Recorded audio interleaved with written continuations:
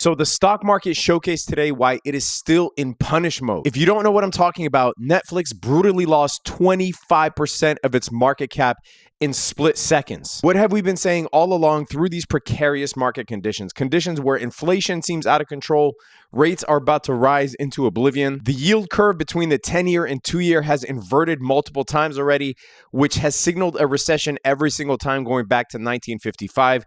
What we've said all along is that the market will likely make new highs before we see a recession, if and only if this, what you're staring at right now on your screen, if and only if earnings come in strong. If earnings show a sign of weakness and a sign of significant slowdown, especially due to the supply restrictions or supply constrictions that we've seen so far, the elevated cost of commodities and production, if we see that, then the market will likely start a major downturn, and it will be shaky at least up until, I would say, after the midterm elections. Now, whether we start a recession or not, I don't think that is likely in 2022. Only because the Fed still has very easy monetary policy. I mean, we're only 25 basis points up on the federal funds rate. With that said, stocks, especially FANG stocks, right, especially mega cap stocks, cannot come through missing earnings like this. If you missed it, the reason that Netflix tanked so hard is because for the first time in a decade, Netflix reports a loss in subscribers as opposed to a net gain in subscribers. And this is after Wall Street was expecting them to show a net increase of 2.5 million subs, which is paltry compared to what they usually have done, especially during COVID and the times before. However, they came in at a net loss of 200,000 subs. Yes, some of this is due to them halting business in Russia, but they said that they would have came in at a net gain of only 500,000 subs, when Wall Street wanted a net gain of 2.5 million subs to be happy. Now, because they raised prices, they were able to come in actually at a pretty significant earnings beat, $3.53 per share versus $2.89 per share. But they missed on revenue, and obviously the stock market, as we always say, the stock market is forward-looking.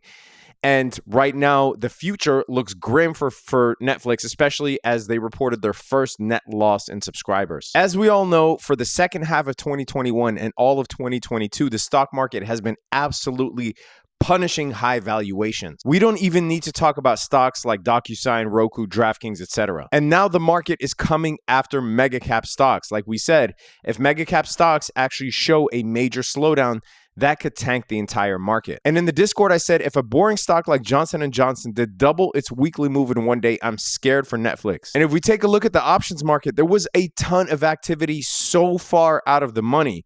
The $300 puts, there was almost 14,000 contracts open. And options traders were also betting far out of the money on the call side. There was 12,400 open at $400. There were 6,000 open at $420. So that told me that the expected move was going to be violent in either direction. Now, I ended up going with calls, funny enough, because I actually thought that there was a chance that Netflix, it was basically a contrarian view, and I thought that there was a chance that Netflix would actually come in and meet that 2.5 million net additions in subscribers. There was no way to know, but either way, I knew that the move would be violent in either direction, and you really could have went really far out of the money as long as you picked the direction right. Netflix ended up tanking, falling to this support level right here where we are at after hours. So keep your eyes and ears open. We have Microsoft and Google coming up on the 26th.